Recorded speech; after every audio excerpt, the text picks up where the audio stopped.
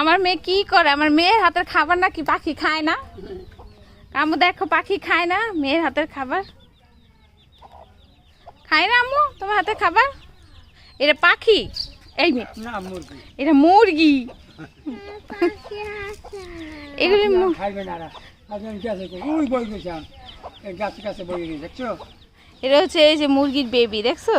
বাচ্চা দেখছো? দেখছো তুমি কখন আম্মু?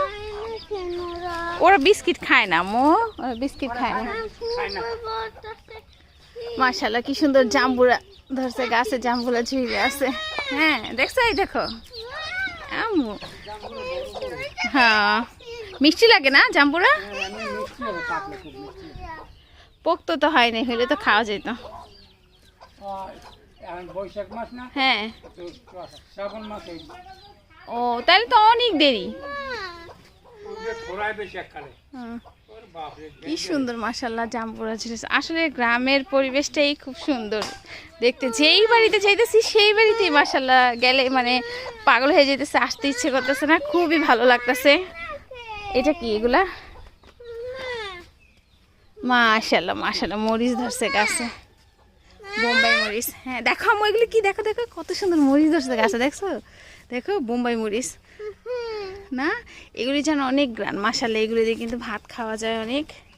বোম্বাই মরিচ বরিশালে আসলে একমাত্র টাটকা মানে মরিচটা খাইতে পারি আমি, মানে আমার খুব ভালো লাগে ভাত দিয়ে খেতে।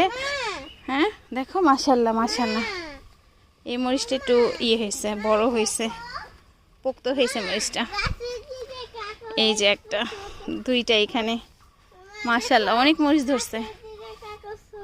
কোথায় কি কি পাখি দেখাও তো, কি পাখি? মাশাআল্লাহ এটা কি পাখি?